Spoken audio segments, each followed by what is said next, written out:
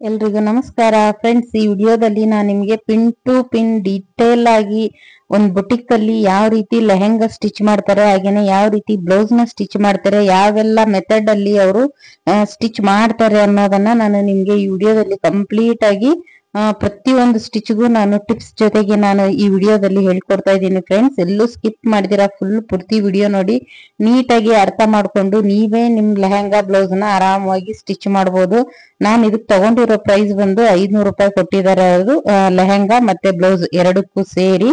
ನಿಮ್ ಕಡೆಗೆ ನೀವು ಎಷ್ಟು ರೇಟ್ ತಗೊಂತೀರಾ ಅನ್ನೋದನ್ನ ಆದಷ್ಟು ಫ್ರೆಂಡ್ಸ್ ನನಗೆ ಕಮೆಂಟ್ ಮೂಲಕ ತಿಳಿಸಿ.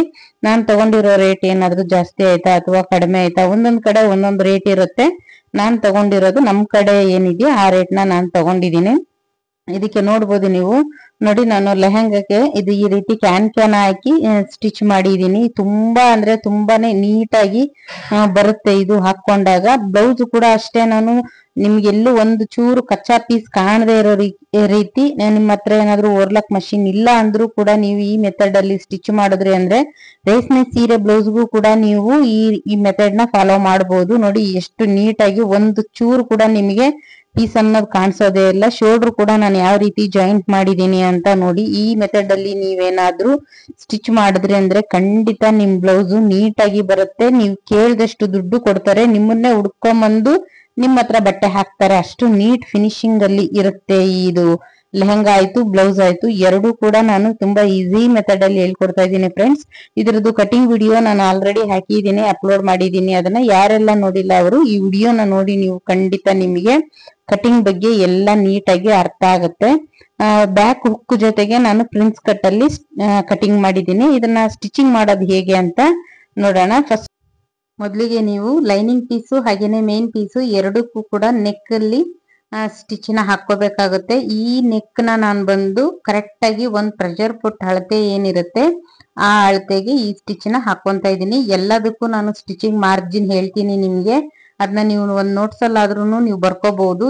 ಆ ಮೆಥಡ್ ಅಲ್ಲಿ ನೀವು ಸ್ಟಿಚ್ ಮಾಡಿದಾಗ ಮಾತ್ರ ನಿಮ್ಗೆ ನೀಟಾಗಿ ಬರುತ್ತೆ. ಹಾಗೇನೆ ಬೆನ್ ಪಟ್ಟಿಗೆ ಬಂದು ನಾನು ಅರ್ಧ ಇಂಚಿಗೆ ಸ್ಟಿಚ್ ನ ಹಾಕೊಂತ ಇದ್ದೀನಿ. ನೆಕ್ ಗೆ ಬಂದು ಒಂದ್ ಪ್ರೆಷರ್ ಫುಟ್ ಹಾಕಿದ್ದೀನಿ, ಹಾಗೇನೆ ಬೆನ್ ಪಟ್ಟಿಗೆ ಅರ್ಧ ಇಂಚಿಗೆ ಹಾಕಿದ್ದೀನಿ. ನಂತರ ಇದಕ್ಕೆಲ್ಲ ನಾನು ನ್ಯಾಚ್ ಹಾಕೊಂಡು ಅದೇ ರೀತಿ ಪ್ರೆಷರ್ ಫುಟ್ ಅಳತೆಗೆ ನಾನು ಹಾರ್ಮೋಲ್ ರೌಂಡಿಂಗ್ ಏನಿರುತ್ತೆ ಅದಕ್ಕೂ ಕೂಡ ನಾನು ಈಗ ಯಾವ ರೀತಿ ನಾವು ಕಟ್ ಮಾಡಿದೀವೋ ಹಾರ್ಮೋಲ್ ಅದಕ್ಕೆ ಕರೆಕ್ಟ್ ಆಗಿ ಸ್ಟಿಚ್ ನ ಹಾಕೊಂತ ಇದ್ದೀನಿ. ಎರಡು ಕಡೆ ಕೂಡ ಸ್ಟಿಚ್ ಹಾಕೊಂತ ಇದ್ದೀನಿ. ಎರಡು ಕಡೆ ಸ್ಲೀವ್ಗೆ, ಅಂದ್ರೆ ಸ್ಲೀವ್ ಇಲ್ಲ, ಇದು ಹಾರ್ಮೋಲ್ ರೌಂಡಿಂಗಿಗೆ ಸ್ಟಿಚ್ ಹಾಕೊಂಡಿದೀನಿ ಒಂದ್ ಪ್ರೆಷರ್ ಫುಟ್ ಅಳತೆಗೆ. ಯಾವುದೇ ಕಾರಣಕ್ಕೂ ಫ್ರೆಂಡ್ಸ್ ನೀವು ಯಾವ್ದನ್ನು ಎಳಿಬಾರ್ದು. ಒಂದು ಚೂರು ಯಾವ್ದಾದ್ರು ಎಳೆದ್ರಿ ಅಂದ್ರೆ ನಿಮ್ಗೆ ಬ್ಲೌಸ್ ಫುಲ್ ಹಾಳಾಗುತ್ತೆ. ಹಾಗಾಗಿ ಕೇರ್ಫುಲ್ ಆಗಿ ಆದಷ್ಟು ಈ ರೀತಿ ಸ್ಲೀವ್ಲೆಸ್ ಬ್ಲೌಸ್ ಇದ್ದಾಗ ನೀವು ಕೇರ್ಫುಲ್ ಆಗಿ ಸ್ಟಿಚ್ ಮಾಡ್ಬೇಕಾಗುತ್ತೆ.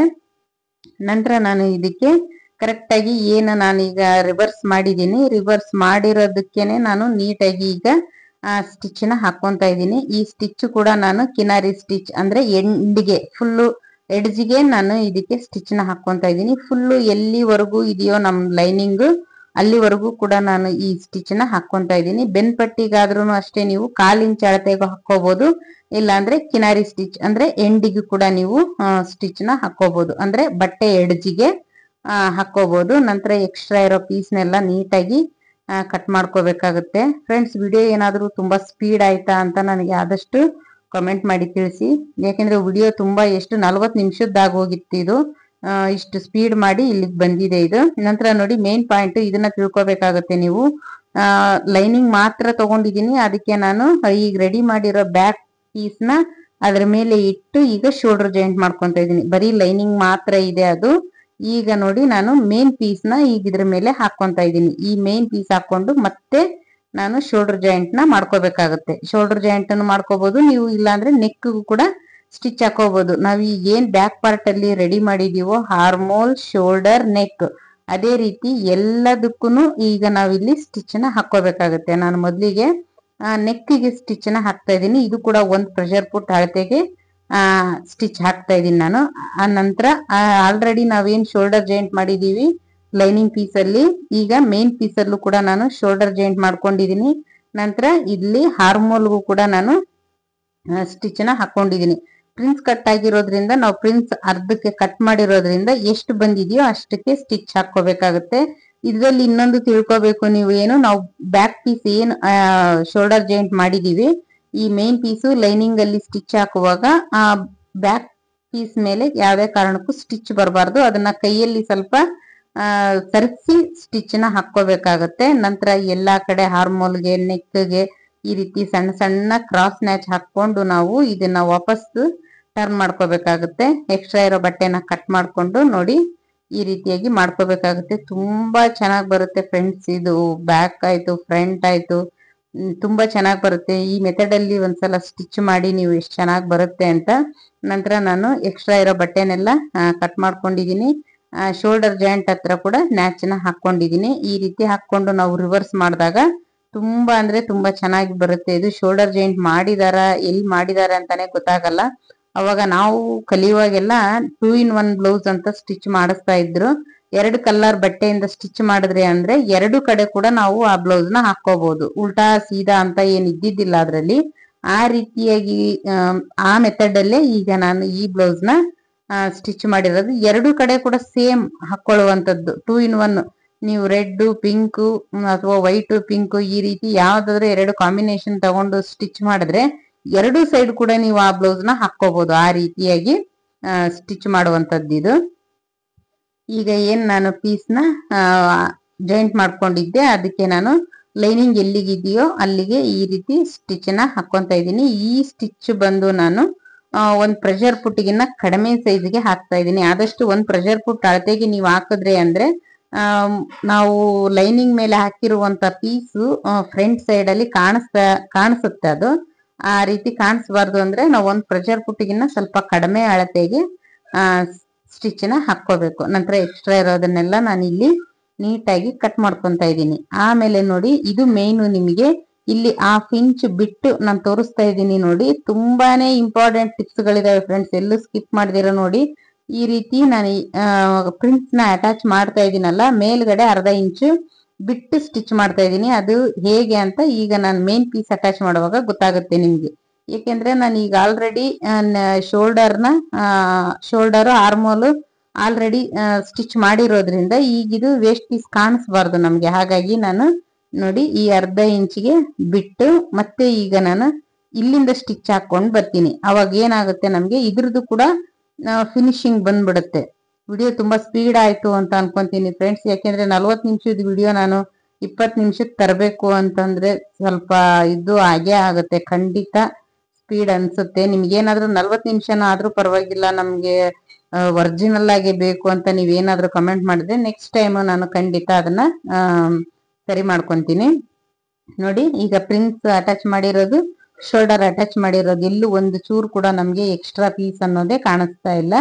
ನಂತರ ಈಗ ಇನ್ನೊಂದು ಸೈಡ್ ಏನಿದೆ ಪ್ರಿಂಟ್ಸ್, ಅದನ್ನು ಕೂಡ ನಾನು ಈಗ ಅಟ್ಯಾಚ್ ಮಾಡ್ಕೊಂತೀನಿ. ಎಕ್ಸ್ಟ್ರಾ ಎಲ್ಲ ಇರೋ ಬಟ್ಟೆ ಪೀಸು ಅವಾಗಿಂದ ಅವಾಗ್ಲೇ ಎಕ್ಸ್ಟ್ರಾ ಇರೋದನ್ನ ನೀವು ನೀಟಾಗಿ ಕಟ್ ಮಾಡ್ಕೊಂಡ್ರಿ ಅಂದ್ರೆ ಫ್ರೆಂಡ್ಸ್ ಖಂಡಿತ ಬ್ಲೌಸ್ ನೀಟಾಗಿ ಬರುತ್ತೆ. ನಿಮಗೆ ಬಿಗಿನರ್ಸ್ ಸ್ಟಿಚ್ ಮಾಡಿದಾರ ಅನ್ಸೋದೇ ಇಲ್ಲ, ಅಷ್ಟು ನೀಟಾಗಿ ಬರುತ್ತೆ. ನಾವು ಯಾವ ರೀತಿ ಕಟಿಂಗ್ ಮಾಡ್ಕೊಂಡು ಯಾವ ರೀತಿ ನಾವು ಫಿನಿಶಿಂಗ್ ಕೊಡ್ತೀವೋ ಅದು ತುಂಬಾ ಇಂಪಾರ್ಟೆಂಟ್ ಆಗುತ್ತೆ.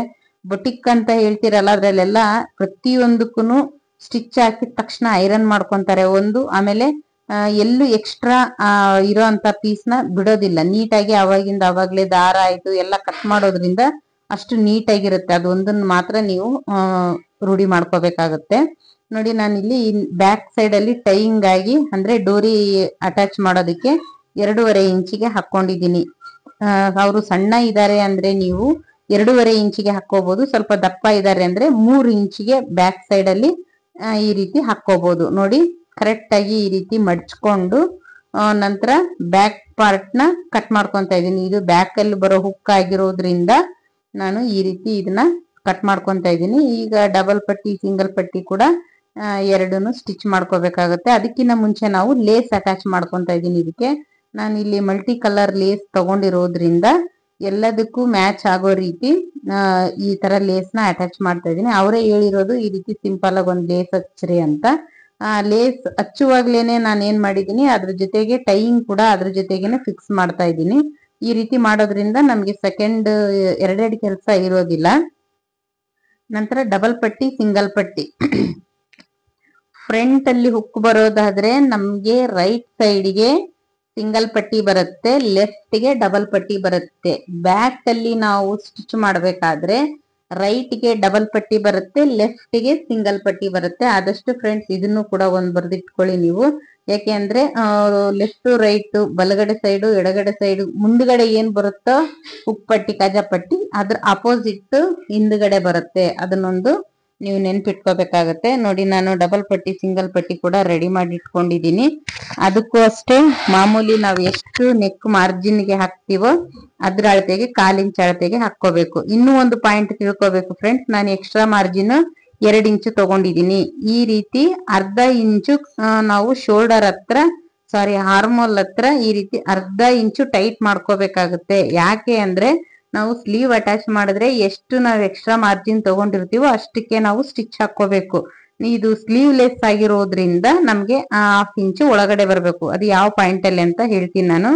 ಮೊದ್ಲಿಗೆ ಸೀದಾದ್ರ ಮೇಲೆ ಸ್ಟಿಚ್ ಹಾಕೊಂಡು ಸ್ವಲ್ಪ ಬಟ್ಟೆನ ಕಟ್ ಮಾಡ್ಕೋಬೇಕಾಗತ್ತೆ. ಆ ನಂತರ ನೋಡಿ ಇದನ್ನ ಈ ರೀತಿ ಉಲ್ಟಾ ಕಡೆಯಿಂದ ಫೋಲ್ಡ್ ಮಾಡಿ 1/2 ಇಂಚು ನಮ್ಗೆ ಹಾರ್ಮೋಲ್ ಅಲ್ಲಿ ಮಾತ್ರ ಟೈಟ್ ಬರಬೇಕು. ನಂತರ ಮಾಮೂಲಿ ನೀವು ಏನ್ ಎಕ್ಸ್ಟ್ರಾ 1.5 ಅಥವಾ 2 ಇಂಚು ತಗೊಂಡಿರ್ತೀವೋ ಅದ್ರ ಮೇಲೆ ಸ್ಟಿಚ್ ಬರ್ಬೇಕಾಗತ್ತೆ. ಈ ಪಾಯಿಂಟ್ ನ ನೀವು ಮಿಸ್ ಮಾಡೋ ಹಾಗಿಲ್ಲ. ಯಾಕೆಂದ್ರೆ ನಾರ್ಮಲ್ ಬ್ಲೌಸ್ ಆದ್ರೆ ನಾವು ಸ್ಲೀವ್ ಅಟ್ಯಾಚ್ ಮಾಡಿರ್ತೀವಿ, ಕರೆಕ್ಟ್ ಆಗಿ ಬರುತ್ತೆ. ಇದು ಸ್ಲೀವ್ ಲೆಸ್ ಆಗಿರೋದ್ರಿಂದ ಕಂಪಲ್ಸರಿ ನೀವು 1/2 ಇಂಚ್ ಇಲ್ಲಿ ಟೈಟ್ ಮಾಡ್ಕೊಳ್ಳೇಬೇಕಾಗುತ್ತೆ. ಇಲ್ಲಿ ಟೈಟ್ ಮಾಡೋದ್ರಿಂದ ನಿಮ್ಗೆ ಯಾವ್ದೇ ಕಾರಣಕ್ಕೂ ಚೆಸ್ಟ್ ಅಲ್ಲಿ ಅಥವಾ ಬ್ಯಾಕ್ ನೆಕ್ ಅಲ್ಲಿ ಯಾವ್ದೇ ಟೈಟ್ ಕೂಡ ಆಗೋದಿಲ್ಲ. ಇದು ತುಂಬಾ ಡೀಪ್ ನೆಕ್ ಇರೋದ್ರಿಂದ ನೆಕ್ ಕೂಡ ಲೂಸ್ ಆಗೋದಿಲ್ಲ, ನೀಟಾಗಿ ಕೂಡುತ್ತೆ. ಹಾಗಾಗಿ ಇದೊಂದು ಟಿಪ್ಸ್ ನ ನೀವು ಫಾಲೋ ಮಾಡ್ಬೇಕಾಗುತ್ತೆ. ನಾನು ನೋಡಿ ಸೆಕೆಂಡ್ ಇನ್ನೂ ಒಂದ್ ಸೈಡ್ ಕೂಡ ತೋರಿಸ್ತಾ ಇದ್ದೀನಿ. ಸೀದಾ ಸೈಡ್ ಮೇಲೆ ಹೊಲಿಗೆ ಹಾಕೊಂಡು ನಂತರ ಈ ರೀತಿ ಕಟ್ ಮಾಡ್ಕೊಂತ ಇದ್ದೀನಿ. ನೋಡಿ ಆಲ್ರೆಡಿ ಇದರಲ್ಲಿ ನಾನು ಹಾಕಿರೋ ಮಾರ್ಕ್ ಇದೆ. ಮತ್ತೆ ನಾನು ಅರ್ಧ ಇಂಚಿಗೆ ಇನ್ನೂ ಒಂದು ಮಾರ್ಕ್ ಹಾಕೊಂಡು ಈ ಫಸ್ಟ್ ನಾನು ಏನು ಹಾರ್ಮೋಲ್ ಹತ್ರ ಈಗ ಅರ್ಧ ಇಂಚ್ ಹೆಚ್ಚಿಗೆ ಹಾಕ್ತಾ ಇದ್ದೀನಿ. ನಂತರ ಬರ್ತಾ ಬರ್ತಾ ನಾನು ಮಾಮೂಲಿ ಎಷ್ಟು ನಾವು ಮಾರ್ಜಿನ್ ತಗೊಂಡಿದೀವೋ ಅದ್ರ ಮೇಲೆನೆ ಸ್ಟಿಚ್ ಹಾಕ್ತಾ ಇದ್ದೀನಿ. ಈ ರೀತಿ ಹಾಕೋದ್ರಿಂದ ನಿಮಗೆ ಸ್ಲೀವ್ಲೆಸ್ ಬ್ಲೌಸ್ ಫಿಟ್ಟಿಂಗು ನೀಟಾಗಿ ಬರುತ್ತೆ. ಆದಷ್ಟು ನೋಡೋಕ್ ಕೂಡ ಚೆನ್ನಾಗಿ ಕಾಣಿಸುತ್ತೆ. ಇಲ್ಲಾಂದ್ರೆ ನಿಮ್ಗೆ ನೆಕ್ ಹತ್ರ ಲೂಸ್ ಆಗೋದು ಆ ರೀತಿ ಪ್ರಾಬ್ಲಮ್ ಎಲ್ಲ ಬರಬಾರ್ದು. ಕೈ ಎತ್ತಿದಾಗ ನಮ್ಗೆ ಹಾರ್ಮೋಲ್ ಹತ್ರ ಜಾಸ್ತಿ ಪಾರ್ಟ್ಸ್ ಕಾಣಿಸ್ಬಾರ್ದು ಅನ್ನೋಗಿದ್ರೆ ಈ ಟಿಪ್ಸ್ ನ ಫಾಲೋ ಮಾಡಿ ಫ್ರೆಂಡ್ಸ್.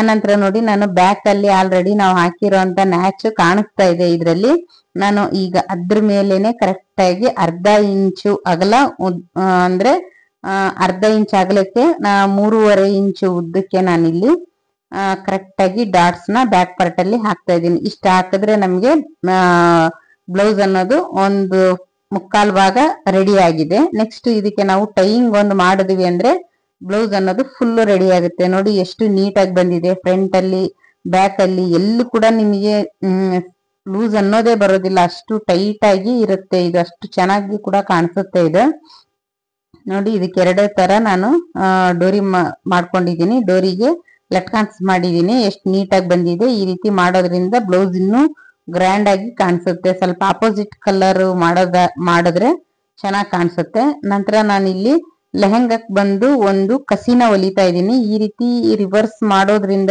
ಏನಾಗುತ್ತೆ, ಕಸಿ ನೀಟಾಗಿ ಕಾಣಿಸುತ್ತೆ. ಹಾಗೆ ಫೋಲ್ಡಿಂಗ್ ಮಾಡಿದ್ವಿ ಅಂದ್ರೆ ಅದು ನೀಟಾಗಿ ಅನ್ಸೋದಿಲ್ಲ. ಹಾಗಾಗಿ ನಾನು ಅದನ್ನ ನಾವೇನು ಬ್ಯಾಕ್ ಅಲ್ಲಿ ಟೈಯಿಂಗ್ ಮಾಡ್ತೀವಲ್ಲ ಆ ರೀತಿ ರಿವರ್ಸ್ ಮಾಡ್ಕೊಂತ ಇದ್ದೀನಿ. ಈಗ ವೇಸ್ಟ್ ಪಟ್ಟಿ ಕಟ್ ಮಾಡ್ಕೊಂಡಿರೋದಕ್ಕೆ ನಾನು 2 ಸೈಡ್ ಅರ್ಧ ಇಂಚು ಫೋಲ್ಡ್ ಮಾಡಿ ಸ್ಟಿಚ್ ನ ಹಾಕ್ತಾ ಇದ್ದೀನಿ. ಈ ರೀತಿ ಕಂಪಲ್ಸರಿ ನೀವು ಸ್ಟಿಚ್ ನ ಹಾಕೊಳ್ಳೇಬೇಕಾಗುತ್ತೆ. ಆ ನಂತರ ನೀವು 4 ಫೋಲ್ಡಿಂಗ್ ಮಡಚಿ ಈ ರೀತಿ ನ್ಯಾಚ್ ಕೂಡ ಹಾಕೋಬೇಕಾಗುತ್ತೆ. ಇದು ಕಂಪಲ್ಸರಿ ಆಗಿರುತ್ತೆ. ನೀವು ಲೆಹಂಗಕ್ಕೂ ಹಾಕೋಬೇಕಾಗತ್ತೆ. ಆ ನಂತರ ವೇಸ್ಟ್ ಪೀಸ್ ಕಟ್ ಮಾಡಿರ್ತೀವಲ್ಲ ಅದಕ್ಕೂ ಕೂಡ ನಾವು ಕಂಪಲ್ಸರಿ ಹಾಕೋಬೇಕಾಗುತ್ತೆ. ನಾನು ಇದಕ್ಕೂ ಕೂಡ ಸ್ವಲ್ಪ ಮಡಚಿ ಸ್ಟಿಚ್ ನ ಹಾಕ್ತಾ ಇದ್ದೀನಿ. ಯಾಕೆಂದ್ರೆ ಅದು ಫ್ರಂಟ್ ಅಲ್ಲಿ ನಮ್ಗೆ ಈ ಕಡೆ ನಾವು ಕಸಿ ಹಾಕಿದಾಗ ನೀಟಾಗಿ ಕಾಣಿಸ್ಬೇಕು ಅನ್ನೋದಕ್ಕೆ ಅದನ್ನ ನಾನು ಆದಷ್ಟು ಅದನ್ನು ಕೂಡ ಫೋಲ್ಡಿಂಗ್ ಮಾಡ್ಕೊಂತ ಇದ್ದೀನಿ.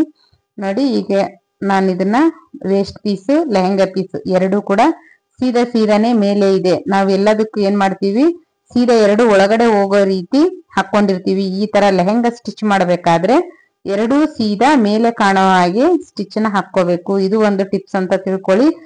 ಇದು ಯಾವ ರೀತಿ ಅಂತ ನಿಮ್ಗೆ ಫುಲ್ ಲೆಹಂಗಾ ಫಿನಿಶ್ ಆದ್ಮೇಲೆ ನಿಮಗೆ ಗೊತ್ತಾಗುತ್ತೆ ಅದು ಯಾವ ರೀತಿ ಬಂದಿದೆ ಅಂತ. ನೋಡಿ ಈಗ ನಾನು ಒಂದೇ ಲೆವೆಲ್ಗೆ 2.5 ಇಂಚು ಅಗಲಕ್ಕೆ ನಾನು ಈ ರೀತಿ ಪ್ಲೀಟ್ಸ್ ನ ಮಾಡ್ಕೊಂತ ಇದೀನಿ. ನೀವು ಆಲ್ರೆಡಿ ನ್ಯಾಚ್ ನ ಹಾಕಿರ್ತೀರಲ್ಲ, ವೇಸ್ಟ್ ಪೀಸ್ ಅಲ್ಲಿ ಇರೋ ನ್ಯಾಚು ಹಾಗೇನೆ ಲೆಹಂಗಾ ಪೀಸ್ ಅಲ್ಲಿ ಇರೋ ಅಂತ ನ್ಯಾಚು ಎರಡು ಒಂದಕ್ಕೊಂದು ನಿಮಗೆ ಕರೆಕ್ಟ್ ಆಗಿ ಅದು ಒಂದಕ್ಕೊಂದು ನ್ಯಾಚ್ ಕರೆಕ್ಟ್ ಆಗಿ ಕೂತಿದೆ ಅಂತ ಅಂದಾಗ ನಿಮಗೆ ಎಲ್ಲಾ ಕಡೆನೂ ಅಷ್ಟೇ ಒಂದೇ ತರ ಪ್ಲೀಟ್ಸ್ ಅನ್ನೋದು ಬರುತ್ತೆ. ಇಲ್ಲಾಂದ್ರೆ ಒಂದ್ ಕಡೆ ತುಂಬಾ ಜಾಸ್ತಿ ಹತ್ರ ಬಂದ್ಬಿಡೋದು, ಒಂದ್ ಕಡೆ ದೂರ ಬಂದ್ಬಿಡೋದು, ಆ ರೀತಿ ಮಾಡಿದ್ರೆ ಲೆಹಂಗಾ ನೋಡೋಕ್ ಕೂಡ ಚೆನ್ನಾಗಿರೋದಿಲ್ಲ. ಆದಷ್ಟು ನ್ಯಾಚ್ ನ ನೀವು ಒಂದಕ್ಕೊಂದು ಕರೆಕ್ಟ್ ಆಗಿ ಫಿಕ್ಸ್ ಮಾಡಿದಾಗ ಚೆನ್ನಾಗಿ ಒಂದೇ ಲೆವೆಲ್ಗೆ ಫುಲ್ ಸರೌಂಡಿಂಗ್ ರೌಂಡ್ ಫುಲ್ ಒಂದೇ ರೀತಿಯಾಗಿ ಬರುತ್ತೆ. ಇದಕ್ಕೆ ನೋಡಿ ನಾನು ಫಿನಿಶಿಂಗ್ ಕೊಡ್ತಾ ಇದ್ದೀನಿ ಈಗ.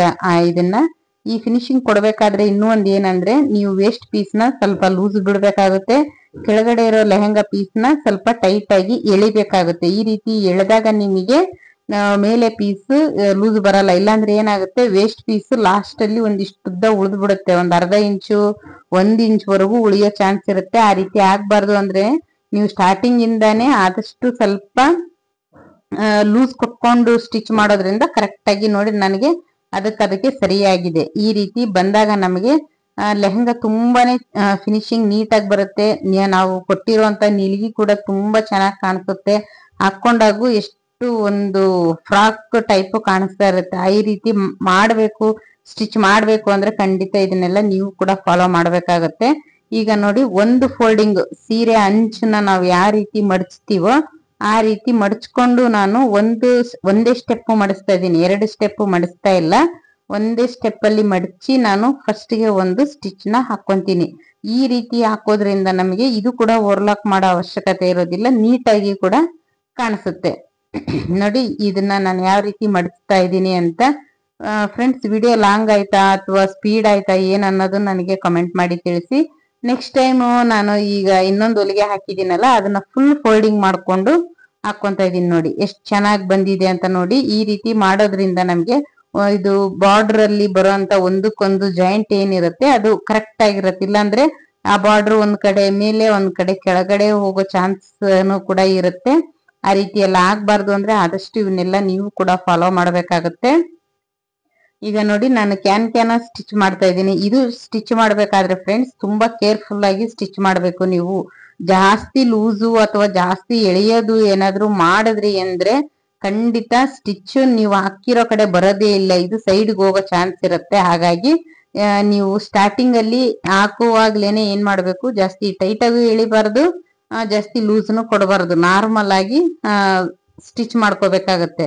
ಈ ಒಂದ್ ಸೈಡ್ ಸ್ಟಿಚ್ ಮಾಡುವಾಗ ನಿಮ್ಗೆ ಏನ್ ತೊಂದರೆ ಆಗಲ್ಲ. ನೆಕ್ಸ್ಟ್ ಈ ಸೈಡ್ ಇನ್ನೊಂದ್ ಕಡೆ ಸ್ಟಿಚ್ ಹಾಕ್ತೀರಾ ನೋಡಿ, ಆ ಕಡೆಗೆ ಸ್ವಲ್ಪ ಪ್ರಾಬ್ಲಮ್ಸ್ ಜಾಸ್ತಿ ಬರುತ್ತೆ. ಯಾಕೆಂದ್ರೆ ಅಲ್ಲಿ ಜಾಸ್ತಿ ಲೂಸ್ ಬಿಟ್ರು ಕೂಡ ನಿಮ್ಗೆ ಏನಾಗುತ್ತೆ, ಅಲ್ಲೆಲ್ಲ ಅದು ಒಂಥರ ಫೋಲ್ಡಿಂಗ್ ಬರೋ ಟೈಪ್ ಆಗುತ್ತೆ. ಅಲ್ಲೇನಾದ್ರೂ ನೀವು ಜಾಸ್ತಿ ಈ ಪೀಸ್ ನ ಕ್ಯಾನ್ ಪೀಸ್ ನ ಎಳೆದ್ರಿ ಅಂದ್ರೂ ಕೂಡ ನಿಮ್ಗೆ ಏನಾಗುತ್ತೆ, ಒಂಥರ ನಾವು ಫಾಲ್ಸ್ ಅಟ್ಯಾಚ್ ಮಾಡ್ಬೇಕಾದ್ರೆ ಯಾವ ರೀತಿ ಎಲ್ಲ ಆಗ್ತಾ ಇರುತ್ತೆ ಸೇಮ್ ಅದೇ ರೀತಿ ಆಗುತ್ತೆ. ಹಾಗಾಗಿ ಆದಷ್ಟು ಯಾವುದೇ ಪೀಸ್ ನ ನೀವು ಲೂಸು ಬಿಡ್ದಿರಾ ಟೈಟು ಬಿಡ್ದಿರಾ ನೀಟಾಗಿ ಸ್ಟಿಚ್ ಮಾಡಿದ್ರಿ ಅಂದ್ರೆ ಖಂಡಿತ ನಿಮ್ದು ಲೆಹಂಗಾ ಬ್ಲೌಸು ಚೆನ್ನಾಗಿ ಬರುತ್ತೆ ಅಂತ ನಾನು ಕೂಡ ಅನ್ಕೊಂಡಿದ್ದೀನಿ. ಫ್ರೆಂಡ್ಸ್, ವಿಡಿಯೋ ಹೇಗ್ ಅನಿಸ್ತು, ಖಂಡಿತ ಲೈಕ್ ಕೊಟ್ಟಿದ್ದೀರಾ ಅನ್ಕೊಂಡಿದೀನಿ. ವಿಡಿಯೋ ನಿಮ್ಗೆ ಇಷ್ಟ ಆಯ್ತಾ ಏನು ಅಂತ ಕಮೆಂಟ್ ಮಾಡಿ ತಿಳಿಸಿ. ಹಾಗೇನೆ ಯಾರಾದ್ರೂ ಹೊಸದಾಗಿ ನೋಡ್ತಾ ಇರೋರಿದ್ರೆ ಆದಷ್ಟು ನಮ್ಮ ಚಾನಲ್ ನ ಸಬ್ಸ್ಕ್ರೈಬ್ ಮಾಡ್ಕೊಂಡು ನೋಡಿ. ಫ್ರೆಂಡ್ಸ್, ಈ ವಿಡಿಯೋ ಇಲ್ಲಿಗೆ ಎಂಡ್ ಮಾಡ್ತಾ ಇದ್ದೀನಿ. ನೆಕ್ಸ್ಟ್ ವಿಡಿಯೋದಲ್ಲಿ ಸಿಗೋಣ. Thank you so